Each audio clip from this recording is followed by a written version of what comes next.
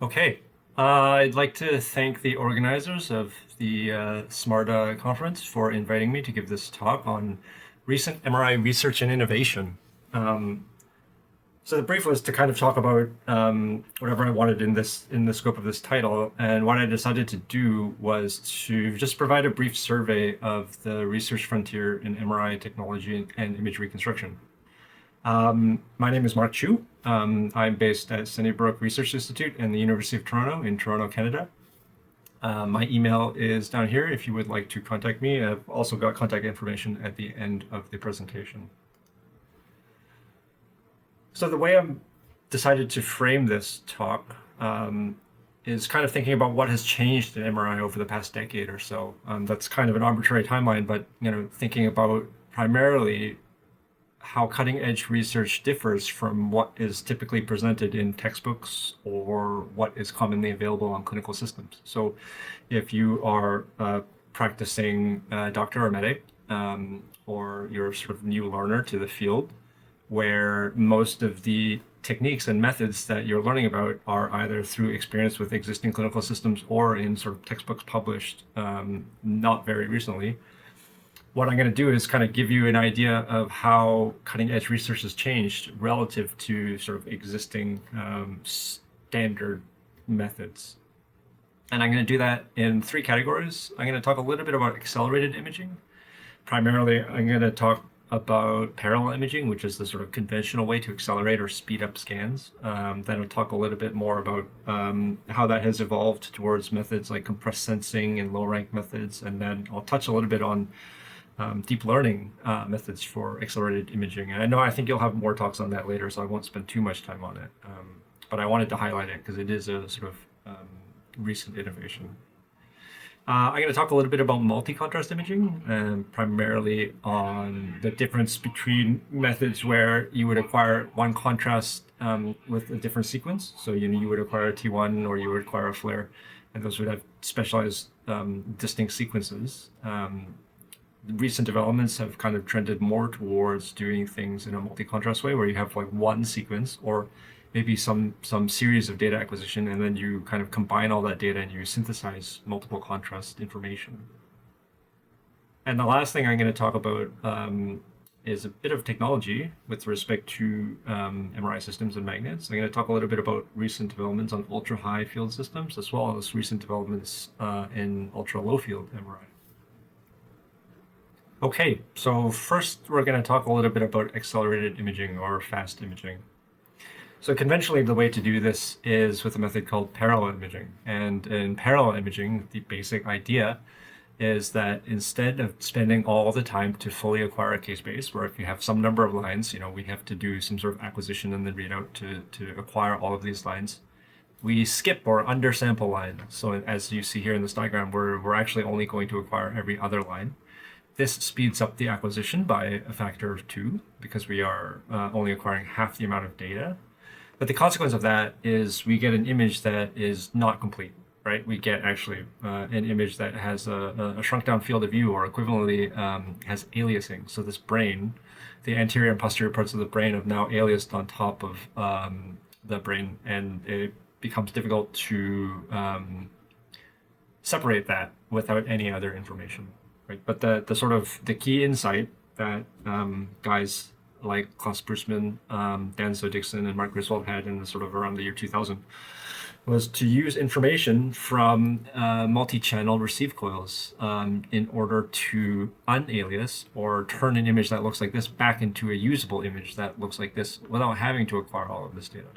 And the way that is enabled is through the fact that modern MRI systems have multi-channel receivers that kind of have different views of the thing being imaged, as we can kind of see here.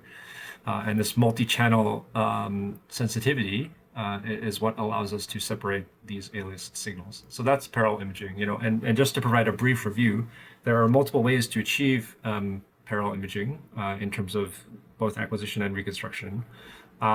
Here I'll kind of just talk about two methods. I'll talk about the SENSE method, and this was developed by Klaus Brusman in 1999. SENSE stands for sensitivity encoding, and it is essentially what I had just described, where we have an image with aliasing that is parts of the image have contributions of signal from two different real life spatial locations, right here, one from the edge of the brain and then another from the center of the brain. Those two signals are overlapped on each other, and our job here in the parallel imaging reconstruction is to separate those or unalias those. And the way that is done with multiple sensitivities is sort of recognizing the fact that different coils are weighted differently in different spatial locations, so that we can essentially construct this set of equations, this linear set of equations, to separate out the signal contributions, because in these different locations, these different coils have different sensitivities or weights. And that allows us to build up this, what we call like an encoding matrix, and then sort of invert that or solve that to get back our desired image. And this is all done in image space, and this is sort of the concept behind the sense process. Just some examples of what this looks like in practice, right, is that we acquire something that looks like this, where we have this aliasing or foldover. If we accelerate and then do the reconstruction, we get what is looks to be an unaliased image, right, which is in the middle here.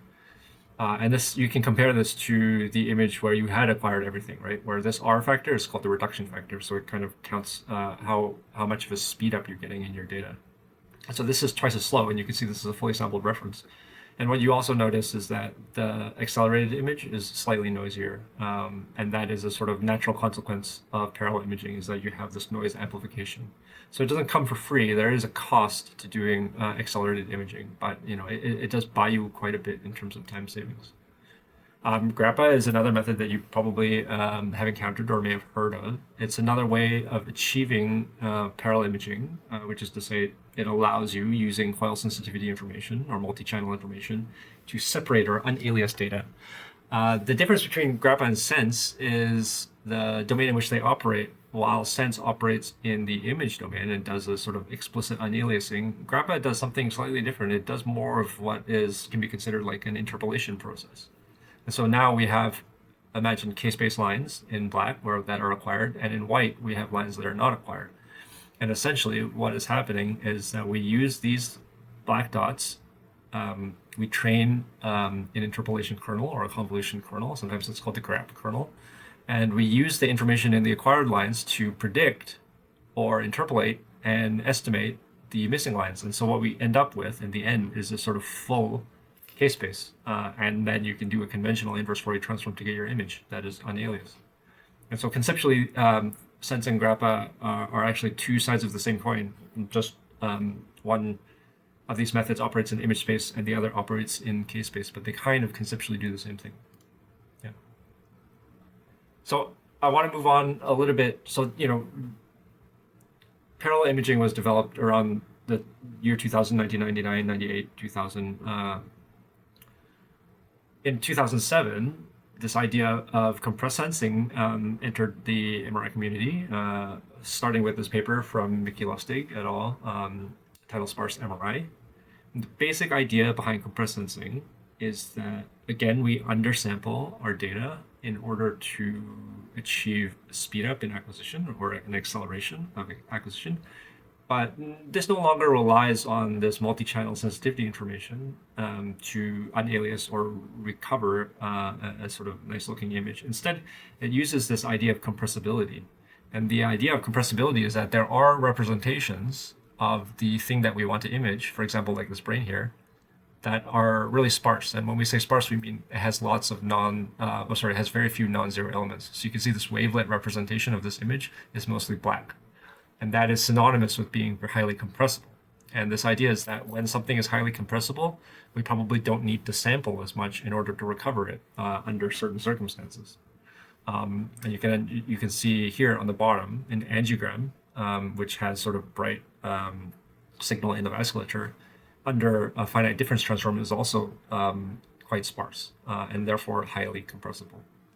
And the sort of central process here involves some sort of nonlinear reconstruction and an incoherent undersampling pattern. So as opposed to parallel imaging, where we undersample in a way that is very regular and produces aliasing, one sort of very coherent aliasing artifacts, here we have sampling in a way that we produce incoherent aliasing artifacts. And the incoherent artifacts just means that the aliasing should look noise-like. So it should just look like a noisy version of the image we want to recover. And that is necessary for compressed sensing to work. So we need some sparsifying transform, a nonlinear reconstruction, and incoherent sampling. And the way that this kind of works, just to kind of sketch this out for you, is you can imagine if we have this sparse signal here, right? So this is just like a 1D signal with 3 components, this blue, green, and orange one, right? If we were to try and sample this in an incoherent way in the frequency domain, so this is the sort of frequency domain representation. If we sample this in an incoherent way, we get a signal out, or an image, a representation of our signal that is corrupted by what looks like noise, right? But it's still, you can kind of still see the blue, the green, and the orange signals. Whereas if we undersample in a parallel imaging regular way, we get this very coherent aliasing, and it's impossible to know which one of these signals is the sort of true original signal, right? But if we have noise-like artifacts, then we can kind of go through this recovery process where we threshold away noise, right? And we're left only with signal components, right? And we're able to isolate our sort of sparse signal from the noise-like aliasing, right? And obviously, I'm hiding a lot of sort of detail in this recovery process, but this is conceptually what is happening. You need this incoherent aliasing in order to be able to distinguish a signal from noise. And this has obviously been very successful over the past, I guess, 17 years now. You can see here an example of state-of-the-art compressed sensing at 4 times acceleration. So here on the left-hand column, you see a fully sampled reference image. On the right is, the 2 middle columns are basically different compressed sensing reconstructions, one with hand-tuned parameters and one with optimized parameters. But you can see the recovery is excellent and the image quality is excellent. And on the right, you see sort of a comparison to state-of-the-art deep learning methods, which I'll talk about in a second. But they compare, the reconstructions are very comparable and very high quality. So at moderate acceleration factors, compressed sensing can do very well. Okay. Kind of at the same time that compressed sensing was developed, this idea of low-rank decomposition or low-rank methods was developed by Zipei Liang and introduced. And this idea is that essentially in imaging, dynamic imaging or imaging with multiple contrasts, like multi-echo imaging scenarios, we actually have we have multiple dimensions of information. We have space and we typically have time or some other encoding dimension, right? Like TE, contrast. And in that case, this low-rank decomposition says that the data is also highly compressible under some linear model, which is essentially equivalent to saying that it is sparse. If you have some set of basis functions that represent the spatial and temporal information, you will actually only need a very small set of those in order to represent the data. And you can kind of go through a similar process where we incoherently undersample the data and then recover it using this principle of this sparse or low-rank representation in this case. Just an illustration of that, right? That cardiac cine image I was showing on the previous slide can be broken down into 4 components and very well described, right? Where these are the 4 spatial maps, and these are the sort of 4 temporal modes or temporal characteristics associated with each spatial map. And we put these together, we can see that the rank 4 approximation is a pretty good approximation of all the dynamics in the original. It's not perfect. I've over-compressed this, but it kind of illustrates the fact that you need a very small number of components in order to reasonably represent the information content in the original image. And therefore, that small amount of components, or the small number of components, corresponds to a relatively small amount of information. And that's why it allows us to undersample and speed up our acquisition process. It's conditional on the fact that we have an appropriate image reconstruction procedure. And so now coming to the most recent innovations, right? This is sort of starting in the last 7-8 years or so. Deep learning and machine learning and artificial intelligence related methods have kind of taken over as the state of the art. And in these methods, a sort of specific class of deep learning methods called physics-guided deep neural networks, or equivalently unrolled deep neural networks or model-based deep neural networks. They all kind of mean the same thing. But what what they do is they kind of they use neural networks in this kind of iterative fashion in conjunction with a sort of conventional model-based data consistency, where you have some idea of what the sensitivity maps are and what the sort of sampling mask is, and how to transform between case-based and image-based. You're kind of rolling these two things together. R in this case refers to a deep neural network that does some sort of processing of an image, and you do this multiple times in a row. And this is why it's called unrolling, because you're kind of unrolling this cyclical process. And then turns out when you do this with an appropriately trained neural network, you can get really high quality image outputs, right? So we're doing something fundamentally very different than parallel imaging or compressed sensing, where we're using these sort of trained neural networks to do a lot of the image refinement. Just to break that down for you again, in a conventional iterative-based reconstruction, like in compressed sensing, for instance, that you have to do, you would typically cycle between data consistency and regularization, right? Where that regularization would be enforced through some analytical mathematical function, and you would rotate or cycle through these. So you would do data consistency update, and then a regularization update, and then data consistency, and you would go back and forth in a loop, right? And I'm being sort of very broad here, but a large class of methods can be described this way. In the unrolled or physics-guided networks, what's happening is that you take this cycle and you just unroll it. So instead of having it sort of described as a loop, we actually just serialize this, right? And we just see it as a series of steps. And as a consequence, then we can kind of put this into a deep learning framework like PyTorch or TensorFlow. And we can train neural networks represented here by R to sort of optimally reconstruct images. And in this case, the R's can be the same R's, or R, as you can see here, R1, R2, R3, 4. They can be different R's, so they don't have to be the same. This is the concept referred to as weight sharing or not. So there's a lot of ways to sort of achieve this goal, but state-of-the-art methods typically follow this pattern where we have this unrolled series of alternating steps. The data consistency being model-based, where you're providing information about the call sensitivities and the case-based transformation, and the R being this deep neural network function that refines the image in some way. Okay? Just to give you an idea of what these images look like, on the left column, on the top left, we have this reference image. On the top middle, we have the sense reconstruction, which looks pretty decent, but has some noise amplification, as I mentioned previously. The bottom left is where actually nothing is done. So this is the sort of aliased image. On the bottom middle is something called total generalized variation. So this is a compressed sensing like reconstruction, which it does achieve quite good image quality. You can see SSIM of 0.9. But the two methods on the right-hand column, the variational network and the MODL network, achieve the best image quality, both in terms of normalized mean square error and structural similarity. And you can see compared to the reference, these both have both the best detail and the least amount of noise amplification. So I wanted to switch gears a little bit and talk now about accelerated imaging in terms of multi-slice, 2D multi-slice imaging. And this is particularly relevant for those of you involved in doing things like fMRI or DTI imaging.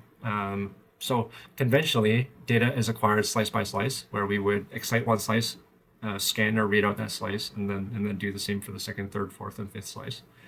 And so in doing this, our acquisition time is now sort of correlated with the number of slices we acquire, right?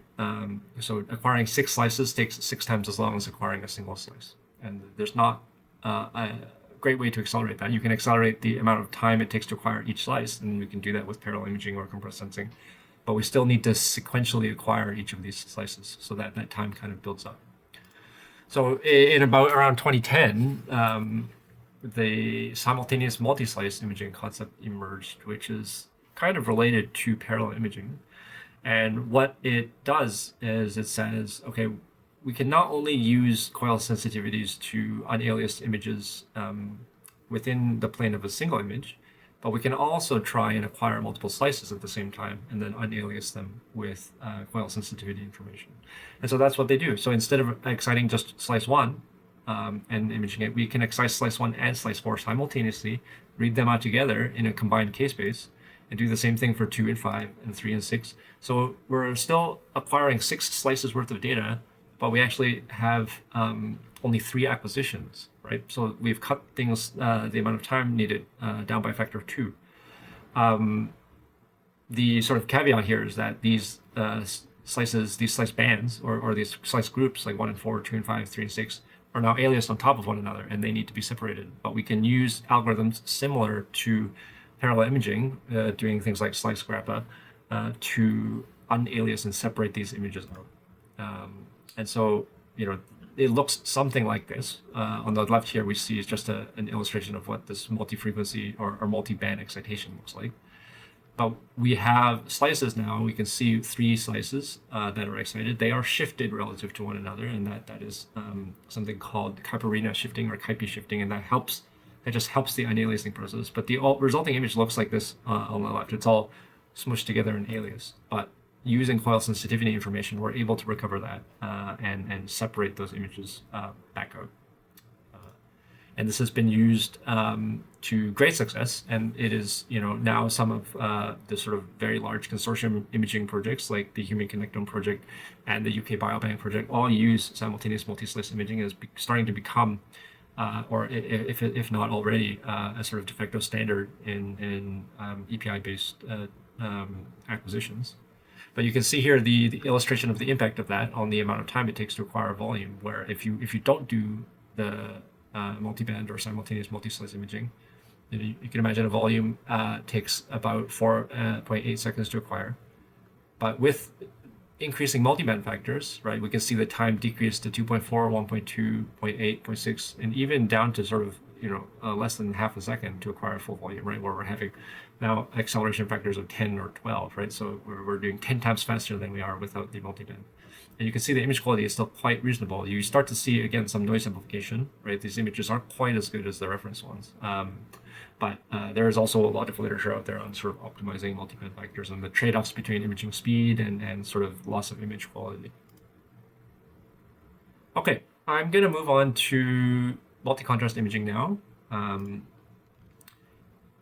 In multi-contrast imaging, the sort of standard approach is achieved through essentially a comprehensive imaging protocol, right? And you have something like a one-to-one correspondence between each acquisition and contrast. So if you want a T1 weighted contrast, you go to your scanner and you pull up the T1 MPRH sequence and you do that. If you want a T2 weighted sequence, you pull up the TSC or the space sequence or something and you acquire that. And similarly for the flare. So you have a dedicated sequence per contrast, and this is the conventional way to do it. It's still what is the sort of clinical standard.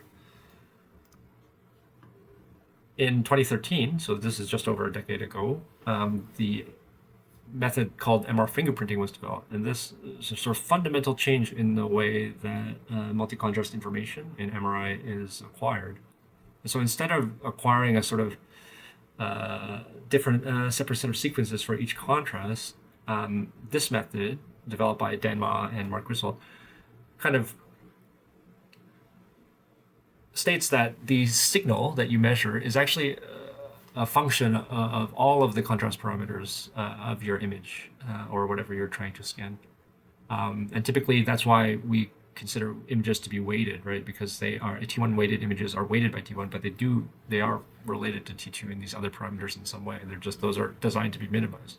But they actually embraced that sort of mixing of information and said that if we design an acquisition that is sufficiently sort of complex and randomized enough, we can actually get out different signal signatures or unique signal signatures that correspond to different combinations of parameters. So if I have a voxel that has a T1 of 1500, right, and a certain proton density and a certain V1 and a certain T2, for instance, it will have a different signature to something that has a T1 of 3000, like CSF, where now we are trying to distinguish different voxels with different combinations of parameters through designing an acquisition that produces unique signatures in the signal intensity curves for each of these combinations of parameters, right? And you can see that here in this figure that's illustrated for white matter, fat, gray matter, cerebrospinal fluid, and off resonance white matter, you can see they all have very different signal intensity curves, right? And what we're able to do then is essentially build a dictionary and then match that dictionary after acquisition to our data, such that for every voxel in our image, we can assign values of T1, T2, proton density, and off resonance.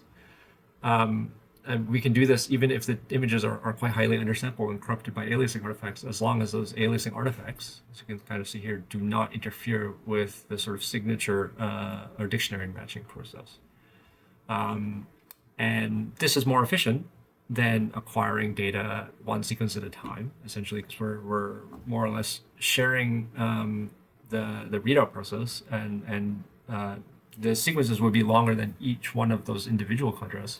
But the MRF sequence, the fingerprinting sequence, would be shorter than typically than combining a sequence of individual scans. And we can see, that technology has obviously progressed in the last decade or so, and now we're able to, I say we, but they are able to include additional contrasts such as diffusion, which were originally not as easy to include, but now fingerprinting is able to simultaneously estimate T1, T2, diffusion, and some sort of M0, like this scaling factor map, and with excellent image quality, as we can see. And the benefit as well is that these parameters that you get out are quantitative, and so you can go back from these and synthesize, if you would like, T1 weighted maps and sort of the conventional clinical contrasts that you would have once we have these quantitative maps.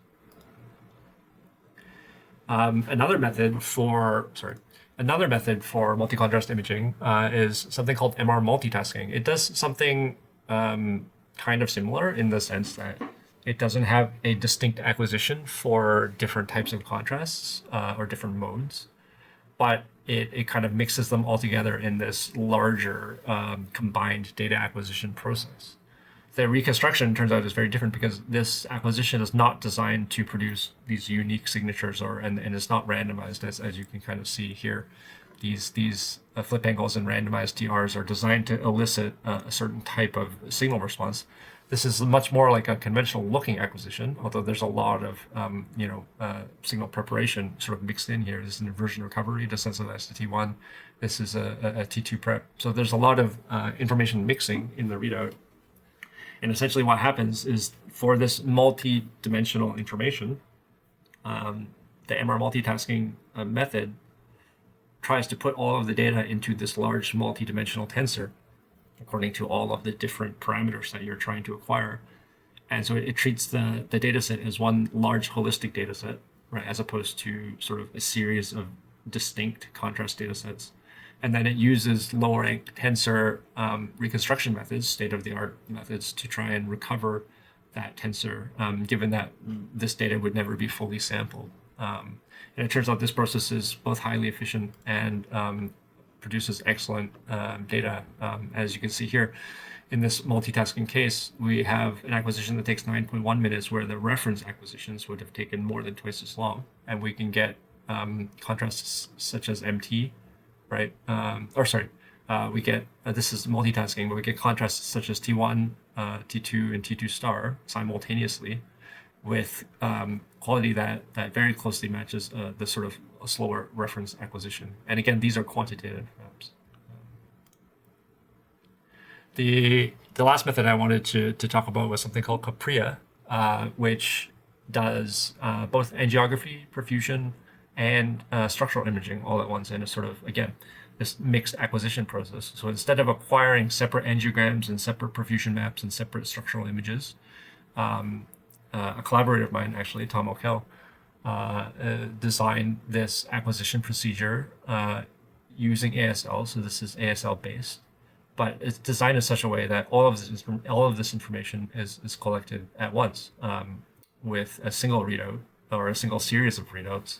And depending on how the data is reconstructed, angiograms or perfusion maps or structural images can be extracted. And we can see that the amount of time that it would take to acquire these all together it is sort of much shorter than it would to acquire each of these individually.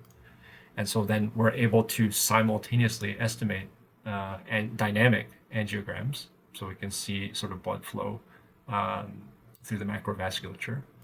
At the same time, we're able to estimate perfusion maps where we can see the delivery of blood to tissue. And we're, again, simultaneously able to estimate T1 weighted images, and actually with different effective inversion times. So actually we can potentially extract quantitative T1 maps from this as well. So this is all to say that there are lots of different methods to sort of tackle the problem of multi-contrast information. And the recent innovations are all sort of trending towards doing things in a simultaneous fashion. The last thing I want to talk about is ultra-high and low-field MRI, recent innovations in these areas. The first thing I wanted to touch on was this new ultra-high, or maybe ultra-high field MRI being built in France, or is actually built. It's the 11.7T MRI, where previously, for me at least, ultra-high field referred to 7T. But this is a 11.7T human MRI scanner. You can see a sort of schematic of it here and then sort of physical images of it here. It is absolutely massive. Apparently it's 5 meters sort of diameter and length. So this is a very, very large scanner, as you can imagine, to generate 11.7T. And you can see for scale here what the person looks like inside of this giant magnet.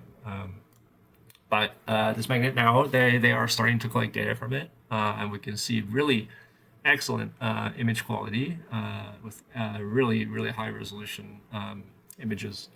I'll kind of draw your attention, I guess, to B here, where we have this sagittal image, and they've zoomed in on the cerebellum, and you can just see, I actually don't recall what resolution this is, but the delineation of the sort of tree-like branching structure in the cerebellum is absolutely excellent. In this sort of C figure, you can see they've done a comparison from 3T images to 7T to 11.7T, and you can see the difference in the sort of contrast and information that you get at 11.7T compared to maybe conventional field strength of 3T, where we're getting so much more spatial information that's enabled by the ultra-high field strength scanner that allows us to have higher SNR and therefore smaller voxels. But also the higher field strength allows us to have unique contrast capability in terms of having more sensitivity to iron-based contrast, right? We're able to sort of maybe more easily see signatures of iron or other sort of field-dependent contrasts. Another ultra-high field development is a 7T scanner. So that the field strength is not novel, but it's a next-gen 7T scanner, and this is being developed in Berkeley, primarily driven by David Feinberg. And this scanner essentially is a 7T scanner, but with an extremely high performance set of gradients, which they call the impulse gradients. And they're able to achieve, with these impulse gradients, much, much higher image quality because the gradients can slew faster and can achieve higher total gradient strength, and therefore doing things like fast imaging or achieving sort of high diffusion weightings are much easier with this next-gen scanner than they are with the conventional scanner. You can see here an illustration of that, where because the next-gen scanner on the right here is able to have or make use of its high performance gradients to traverse K-space much faster, it's able to achieve a much lower echo time, 22 milliseconds, than the conventional 7T scanner, which has an echo time of 35 milliseconds. And the implications of that on image contrast and SNR are readily apparent, where the image on the left looks relatively dark, whereas the image on the right still retains quite a lot of signal. In addition to that, the shorter echo spacing results in less distortion, as you can kind of see in the front of the brain here versus the front of the brain here. So there are a lot of benefits here, and coupled with a sort of 64-channel receive coil, which is sort of producing a higher SNR than a 32-channel receive coil. You can see they're doing a lot of development with respect to transmit and receive coil arrays, and kind of mapping out the SNR benefits of these. Here's another example of the next-gen scanner operating at 7T. So in this case, on the top row, we have the sort of high performance impulse gradients, whereas on the bottom, we have more conventional XR gradients. And you can see that with shorter TEs, they're able to achieve much higher SNR, as you can kind of see here, where with the conventional gradients, you've lost almost all of your signal at the B10,000, but you're still able to see some image features with the impulse gradient set, and that kind of translates to improved diffusion tensor modeling. As you can see here, we're getting better delineation of the fibers, sort of primarily the benefit that I'm seeing in certain locations, like up here in the posterior left, as well as, anterior, as well as kind of down here in this sort of posterior region. You can kind of see you get much better quality for your diffusion tensor maps. And yeah, here's a table from the paper, but it's just to illustrate that, as you push the resolution down, which is one of the things that we would like to do at ultra high field is get to higher and higher resolution. That's what the high field buys you. That with a conventional set of gradients, we are really limited by our bandwidth that's achievable, and therefore the sort of long echo spacings and long TEs. But with the impulse gradients, these really ultra high performance gradients, we're able to achieve much higher bandwidths, and for much lower echo spacings and much lower TEs, in this case, almost half. Which produces sort of, as you can see, very drastic, potentially very drastic differences in image quality. So the last thing I want to talk about, which is kind of the polar opposite of ultra high field, is ultra low field MRI. And in this case, I want to highlight the 64 millitesla point of care MRI system, the Hypercoin Swoop. And so the system that you can see pictured here's a sort of photograph of it, and here is a sort of image of it in use. It's a portable MRI scanner. It runs from sort of wall power. It doesn't need a special housing or special room. And it can be wheeled directly to the patient bedside for use for point of care imaging. And it's kind of, there has, in sort of recent years, there's been a large push in the MRI community towards low field MRI as an alternative to conventional or high field MRI. Where people are investigating its use in various clinical contexts as a replacement, and as potentially much lower cost and able to provide imaging resources to places which otherwise might not be able to afford high field MRI scanners. So a set of examples of what this is able to do, for instance, compared to conventional imaging, right, where we can see, in this case, the label PMRI refers to the portable MRI system. We have flare and T2 weighted images here, and you can see the image quality isn't the same as what you would get on a conventional 1.5 or 3 Tesla scanner, but it is sufficient to visualize these lesions, as you can see. And primarily the selling point for these scanners, and again, you can kind of see here, the lesions that are depicted by red are just as visible on the portable scanners as they are on the high field scanners. So in some sense, for these types of cases, the conventional scanner is overkill, and it is sufficient to diagnose based on the low field scanner, which is significantly cheaper. And so, as I was saying, nobody is claiming that the low field scanners would produce comparable image quality, but the question is whether they are producing images that are sufficient diagnostic quality for certain clinical contexts. It is not foolproof, so in this case, this paper by Mazurek et al. From Nature Communications 2021 does highlight some false negatives, cases that are missed, so lesions that you can see in the sort of conventional imaging, which is either MRI or CT.